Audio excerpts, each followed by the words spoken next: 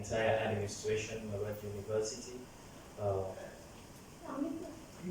all the responsible people on our behalf here.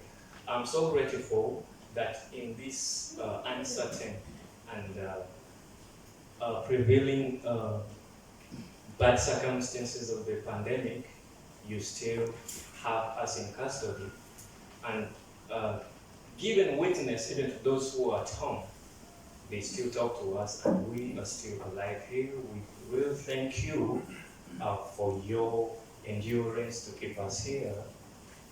We are so grateful for that. Today I have a small presentation to just take you through. It's going to be brief and so fast. So today is Uganda's 58th independence, and if I can continue, that is the Uganda flag with three colors on it: black, yellow, and red. And just to continue, I would like to show, however, whoever does not know the location of this beautiful country, it's called the Pearl of Africa. It's located in the east of Africa. I have a friend here who asked me, was like, is Africa a country or something? So I'm from Uganda. That is marked red. It's visible to everyone. The location is right there, standing at 1 degree latitude and then 3 degrees longitude. The continent is Africa, and then the region is East Africa, as you can see. And then the further projection is showing us some of our neighboring countries. So you have to the west, Democratic Republic of Congo, you have to the north, South Sudan, you have Kenya, Tanzania, Rwanda, and so on. So that is that. Then the small facts about Uganda. The continent, as said before, is Africa. The capital city is Kampala.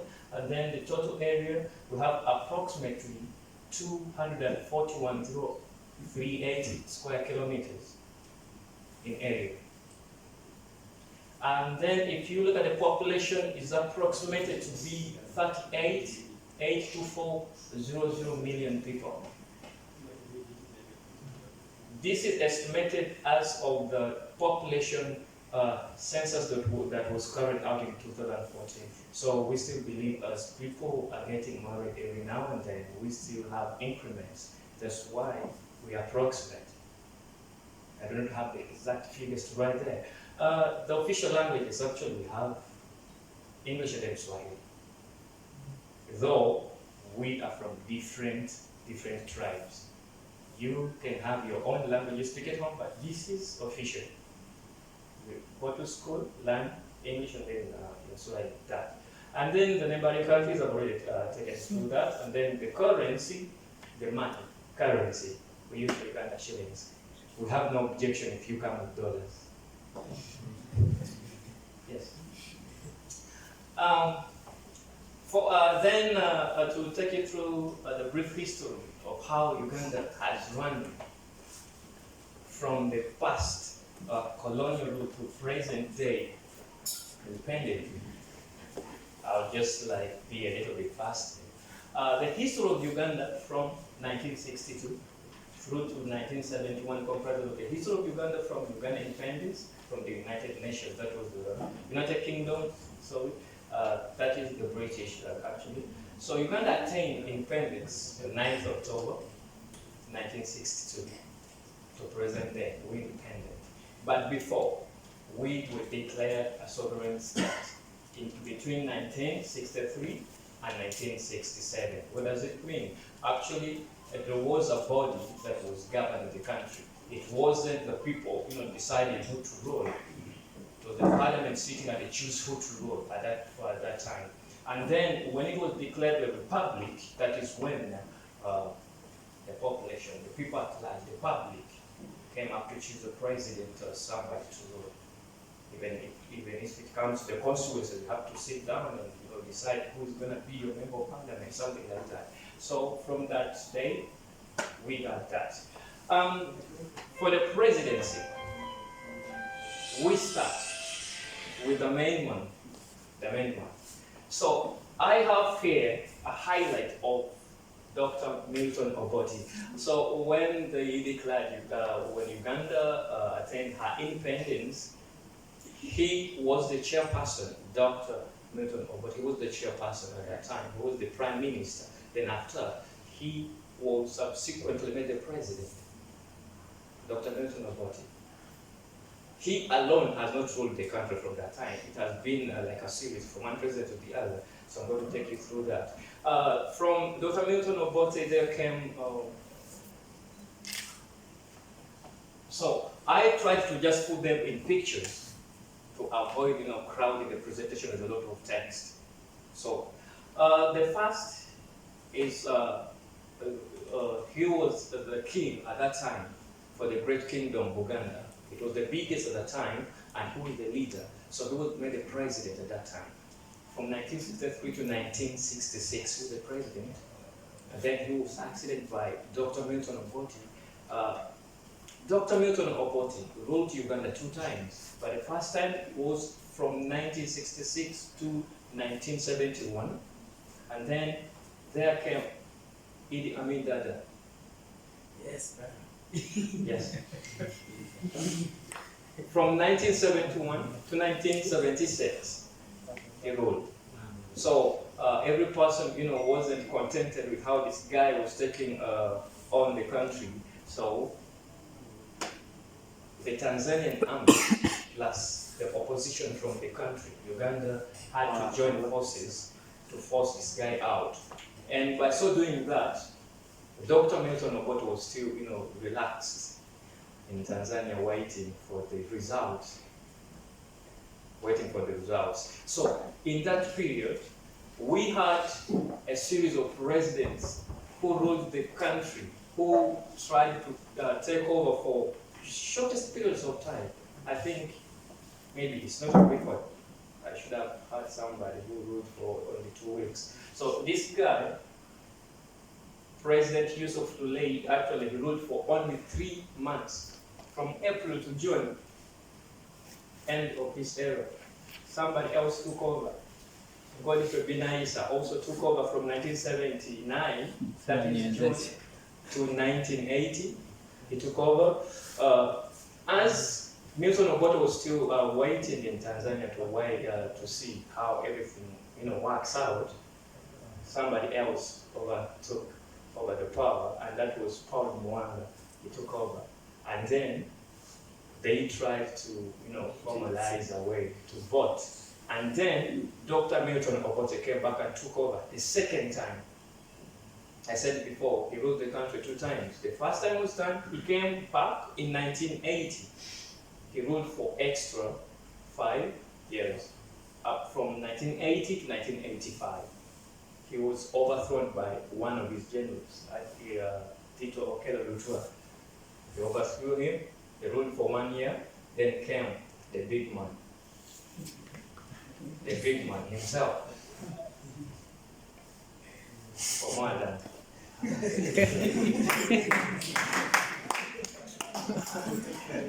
So from 1986, President Yoweri Kaguta Museveni took over power. He has made his own transformations, he has done his own changes, and he's still there. And he's going on. He's there. So that's it. Now, besides the president's thing, that is how the presidency and the ruling bodies, that's how those guys were exchanging, power. But besides that, except other countries who had their own way of fighting for independence, it was not the way Uganda did it. Some other countries fought the colonial those colonial rulers by forming, political parties, organized ones. It wasn't the case in Uganda. How it happened in Uganda, it was so different. They didn't do that. In Uganda, nationalisms are like, specific kingdoms came up, they mobilized themselves, they sat and, agreed on what to do, because they were also sick and tired of this colonial rule. And also, we also had different religions in the country. We had the Catholics who were occupying like a bigger percentage. And then, because the Catholics came in with Germans, and then the Protestants came in with the British. So it was alone a division. Like they were also opposing each other, with the Germans fighting the British. And so, by so that, they started, fighting the colonial rule. So as other countries were forming political parties, here it was a different case.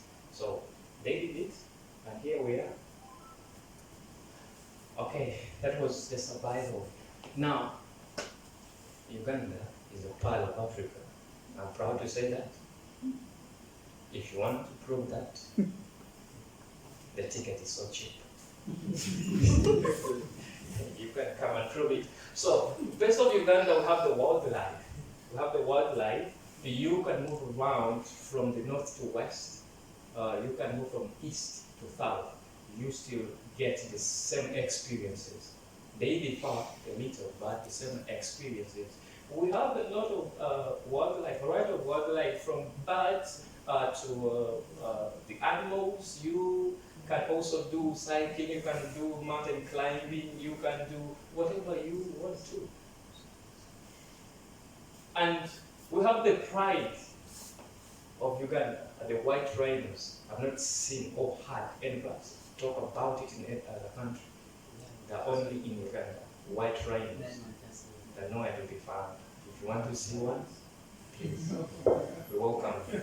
Actually, there are only 7 remaining, because as time goes on, they're trying running extinct actually. Oh, the source of the Nile. If you heard about the greatest and the longest river, that is River Nile, its source is right in Uganda, in a city called Jinji. If you want to see it, you can visit. We welcome everybody. Uganda is a very welcoming country. Welcome everybody. Yeah, I can offer you a accommodation actually. Yeah, for free. Now the people of Uganda, people keep asking me this question. Did you guys speak one language? You're all black. Then I'm also asking, do you guys speak one language? You're all white. So no one answers the other. So the same thing here. Uganda is inhabited with majorly 2 ethnic groups, the Nilotics in the north and then the Bantu in the south. We have more than 40 plus tribes in the country. Each tribe with their own language. But we try to improvise to come up with a common language to understand each other.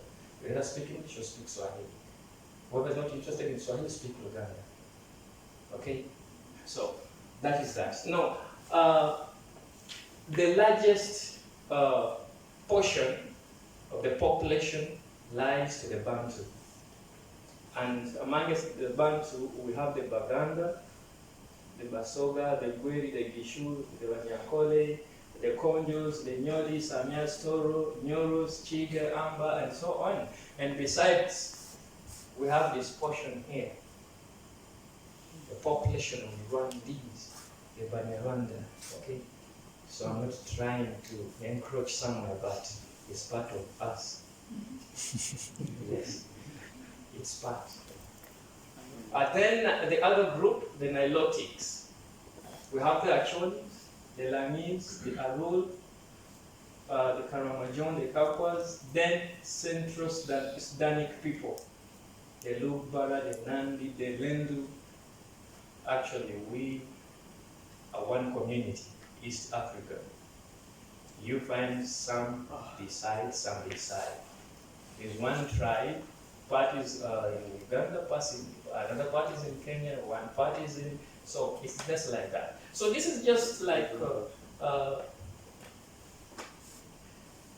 this is just a representation of the pie chart. And then here, the religions of Uganda, we majorly have a tripartite, like 3. The indigenous religions, Islam and then Christianity. So the highest population, Christians, are divided into the Roman Catholics, Protestants, Anglicans, Seventh-day Adventists, and Baptists, and so on. Those are under Christians. And then we have 1/8 of the population as Muslims, and then the rest practice traditional religions. They don't care where they belong. They do what they feel is right for them. Because it's free. You're free to do what you want to do. Yeah. Basically, that was a brief, just a brief summary of what Uganda holds. I've not given everything about Uganda. Don't rely on this. We still have a lot of things I'm going to put in the presentation. So, Uganda is a welcoming country. Once again, I welcome you all. For all East Africans, it's free. No visa. Go in, go out. Go in, go out. And then the rest, we still welcome you. Uganda is a part of Africa. It has, very, very beautiful things you'll ever want to look at, get memories on. Yeah, that's it. So I once again thank all of you for coming to celebrate together with us. We're so thankful as Ugandans. We're so thankful once again. Thank you. Now, for cultures, it's going to be a small presentation. Each, we have decided to present to you the major cultures of the country. Like I said before, we have more than 40 tribes. We cannot keep presenting what each tribe holds. We have just come up with the major ones. Like we have the biggest as the Baganda, they're going to show you what they hold in their culture. We have the Western people, they're going to show what they hold in their culture, the Eastern people and the Northern people. Basically that. So we're going to show you. It's the reason as to why I just put it hand in there. You're going to have the experience. Thank you so much.